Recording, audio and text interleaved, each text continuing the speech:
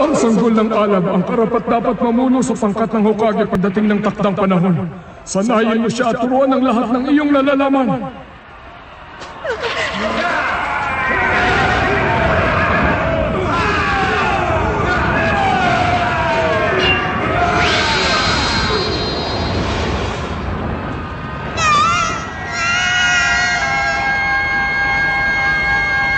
Ang sanggol na ito ang magiging pinakamahusay na mandirigma. Tatawagin siya sa pangalang Rekka. Ang paggising sa kapangyarihan ng prinsesa at ng ninja.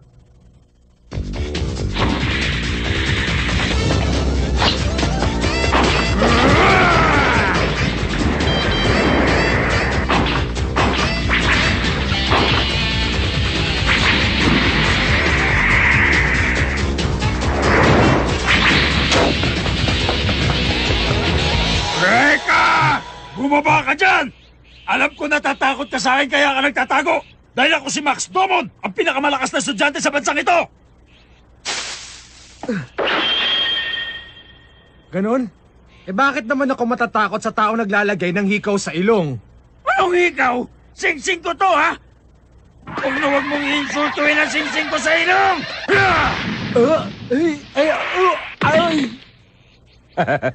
Dapat talaga nung una pa lang naging alalay na kita. Huh?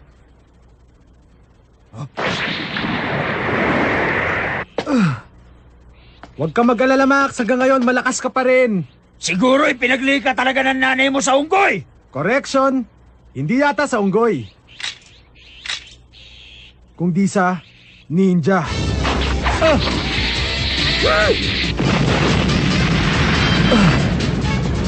Uy, ka talaga! Akala mo ba maluloko mo pa ako ulit? Hindi na!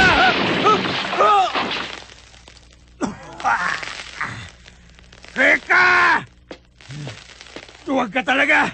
Bakit mo ako inulog dito? Hindi ako duwag. Sample lang yan ang pwedeng mangyari sa'yo. Lagot ka sa akin kapag nakalis ako dito! Ang ninja, kailangan maagap at eksaktong bawat galaw. Anong sinasabi mo, ninja? Siraulo ka talaga! Hindi mo ba alam na wala ng ninja sa panahon ngayon? Ano ka mo? Dapat nabuhay ka noong unang panahon para nakasama mo mga kapwa mo baliw! Teka!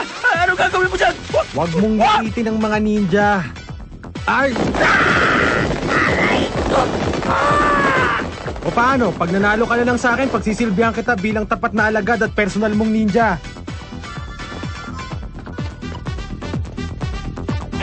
Babawi ako bukas, makikita mo.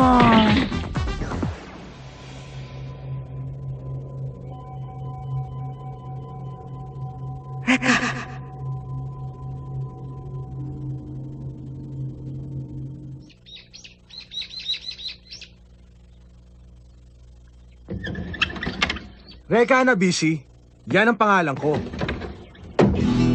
Matagal na akong bilib sa mga ninja. Nabuhay sila nung panahon ng feudalismo at digmaan ng mga estado. Biyasa sa pakikidigma at palaging nasa likod ng bawat eksena. Pero tapat silang maglingkod sa kanilang Panginoon.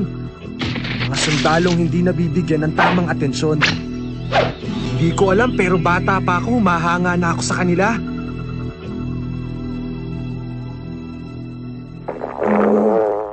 Aray, gutom na ako. Tatay, hindi pa ba tayo kakain? Rekka! Nandiyan ka na pala! Siya nga pala! Ang sakit-sakit na! Ang tigas ng ulo niyo eh! Sabi ng huwag maninigarilyo habang gumagawa ng papot... Sorry nakalimutan ko eh. Di bale, di ko na uulitin. Sa labas ka na kumain. Nananghali na ako dahil nagugutom na ako. Isa pa, naubos na ang pagkain.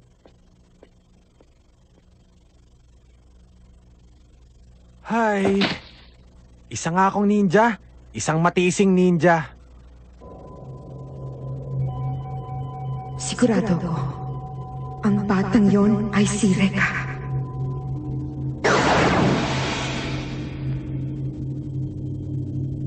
Parang awa na.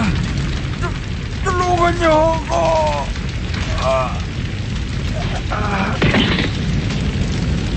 Tapos na po. Masyado siya mapilit sa mga walang kwentang bagay. Alisin niyo na yan. Baka makatunog ang mga mamamahayag sa pagkawala ng kanilang ministro. Magpapahanda ako ng katulad niya para makasigurado. Ikaw ang bahala.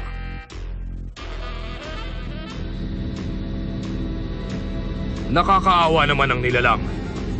Kahit na siya pa ang maging pinakamakapangyarihan, mawawala ang lahat sa oras ng kanyang kamatayan. Ayokong mangyari sa akin yun.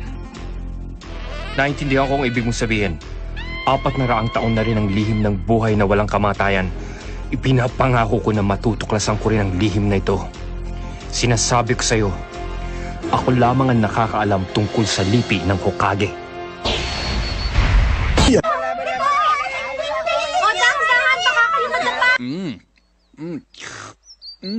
Good eats. If you don't slow down, you're gonna get hurt!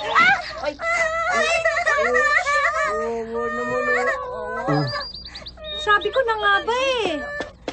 Huwag kang umiyak, halika. Alam mo, maya-maya lang mawawala ng sakit. Lilipad ng malayo.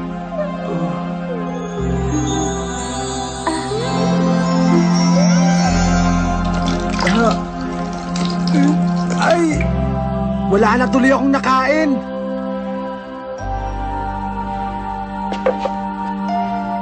Sino kaya yun?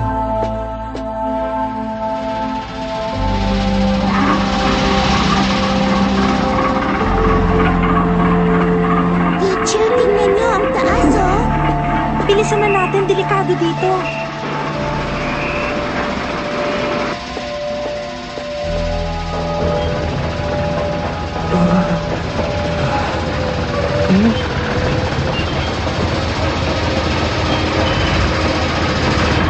Tayo na!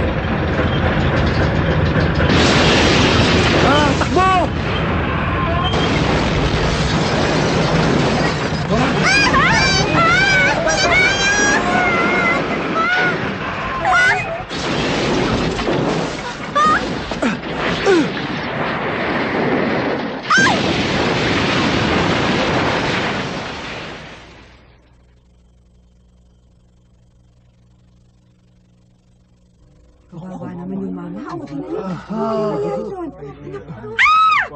Tumawag kayo ng ambulansya!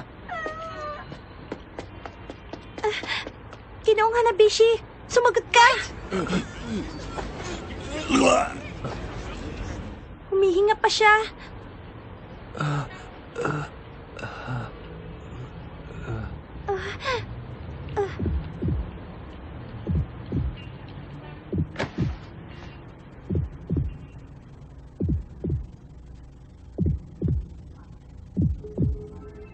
Reka, iniligtas mo ko.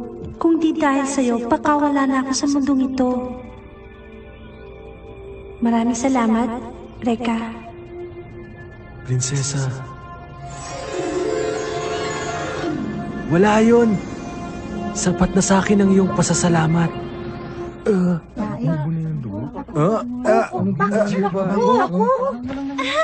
nangyari nga, no? Ako bumangon, no? Teka, sandali. Hindi tama to. Ay, nakakahiya! Ay.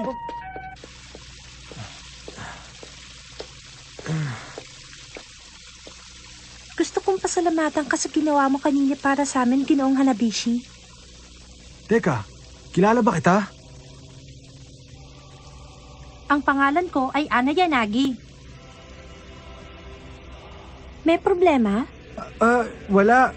Kamukha ka lang nung prinsesa dun sa panaginip ko.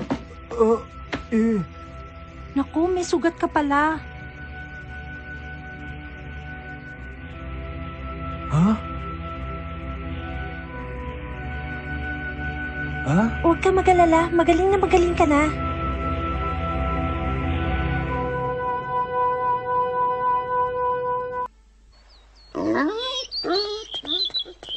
You probably think I'm a freak, don't you? Ha? Medyo lang naman. Hindi ko rin alam kung bakit meron akong ganong klaseng kapangyarihan. Pero sikreto natin yun, ha? Baka pag nalaman ng ibang tao, sabihin nila mangkukulam ako. Nako, hindi lang yun. Pag nalaman ng ibang taong tungkol dyan, baka habulin ka nila buong maghapon. Nadumihan ko yata yung damit mo kanina. Okay lang yon. Ito talagang ginagamit ko pagkasama ko mga bata. Ha? Pareho tayo ng eskwelahan? Kaya naman pala. Alam mo pangalan ko. Tama? Ang totoo niyan, hindi ako masyadong lumalabas. Ngayon nga lang ako nakipag-usap sa taong hindi ko masyadong kilala. Ha? Kung ganon, mabuti pa sumama ka muna sa akin. Ha? May papakita ako sa'yo bilang pasasalamat.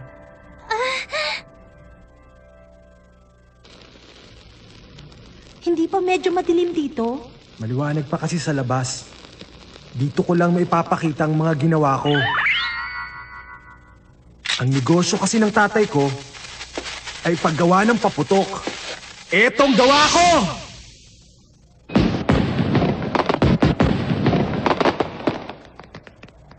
Wow! Ang ganda! Maganda. Ha? May sinasabi ka ba? Wala akong sinasabi. Ha?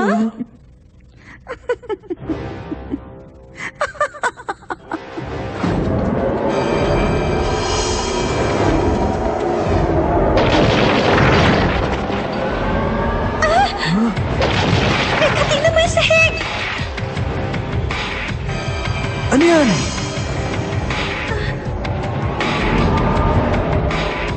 Matagal-tagal na rin kitang pinagmamasdan sa loob ng kristal na ito. Teka, sino ka ba talaga? Ako si Emma Kagehoshi. Ano bang gusto mong mangyari? At bakit? Wala akong balak na takutin kayo. Ang nais ko lang ay makuha ang atensyon nyo dahil baka hindi kayo maniwala sa aking kwento. Tumigil ka na. Hindi kami interesado sa kwento mo kaya mabuti pa, umalis ka na. Makinig ka muna sa akin dahil matagal na panahon din kitang hinanap. Sa loob ng 400 taon ay hindi ako nawala ng pag-asang makikita kita. Ano? 400 taon? Imposible yun. 400 taon ang nakalipas. May isang pangkat ng mga ninja na hindi napabilang sa talaan ng kasaysayan. Hokage ang tawag sa kanila. Pinasya nilang wasakin ang bawat isa sa di malamang kadahilanan. Kabilang ka sa natirang buhay sa pangkat ng Hokage at dinala sa kasalukuyan sa pamamagitan ng paglalakbay sa iba't ibang lugar at panahon. Alam nyo, Ale, ang mabuti pa itigil nyo na ang kwento nyo kasi parang gawa-gawa nyo lang. Ipakita mo sa akin ang iyong nagliliyab na kamay. Nagliliyab? Oo.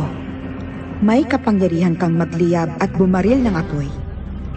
At ang iyong kakayahan na yan ay minana mo pa sa mga ninja ng Hokage. Hindi ko talaga maintindihan ang sinasabi mo. Halika, umalis na tayo, Ana. Huwag mo nang ipagkaila. Masyado kang mapilit wala ka namang sinasabing matino.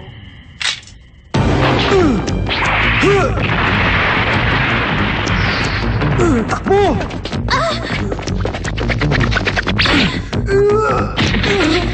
Reka! May sugat ka! Huwag mong pakita ang kapangyarihan mo. Pero malalim ang sugat mo!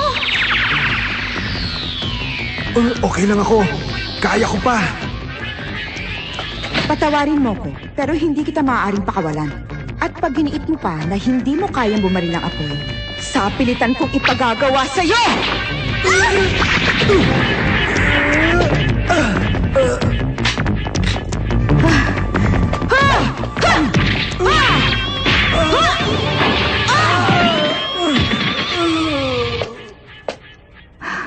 Sige na, ipakita mo na! Asar talaga. Pahama kasi tong sugat ko eh. Kailangan naming makatakas dito. Ana! Ale, hindi ko alam kung bakit mo siya inaatake. Pero nakikiusap ako, parang awa mo na. Huwag mo siyang saktan. Ana! Malalim ang sugat niya at kailangang madala sa ospital. Pakawalan mo na siya. Sige na, pakiusap. Bakit hindi mo gamitin ang iyong kapangyarihan, Binibini? Messy, like you did at the construction site. Ana! Ana! Sorry ha. Huwag mo na akong alalahanin. Tumakas ka na ngayon din. At iwan mo na ako. Ana! May sugat siya, pero inuuna pa niya akong gamutin. Kailangan may gawin ako para sa kanya. Nakapagtataka. Hindi niya magamot ang kanyang sarili kahit na may kapangyarihan siya manggamot. What a shame that she can't use her power of healing on herself. Dito ka muna. May tatapusin lang ako. Baka mahirapan ka sa binabalak mo. Huwag kang mayabang. Siguro, kailangan ko na siyang tapusin. Ha! Hindi mo magagawa yan! Ha! Bali, walang pausok mo dahil nakikita ko ang lahat. Humanda ka! Ang sining ng Utsusemi.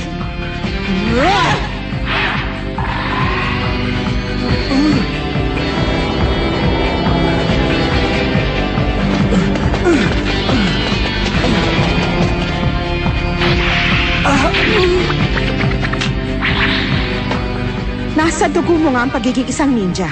Pero nakakalungkot namang isiping hanggang dyan lang ang kaya mo. Ipakita mo na sa akin ang iyong kapangyarihan!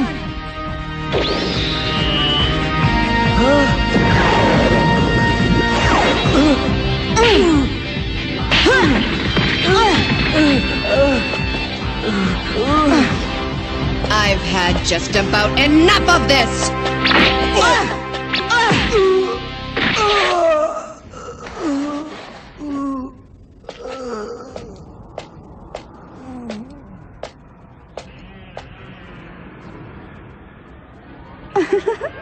Tuluyan ko na kayang wakasan ang buhay ng iyong kaibigan. Wag! Wag! Wag!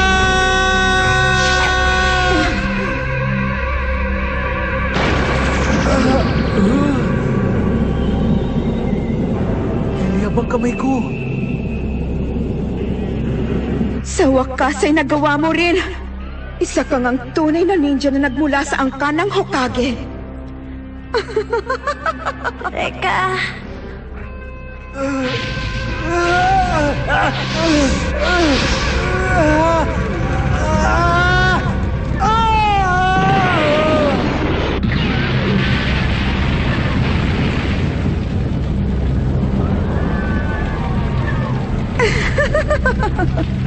Ang akala mo ba'y matatapos mo ko ng ganun kadali?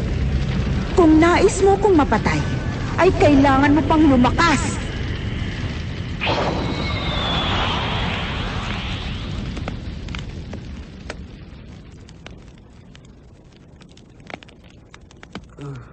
Ana!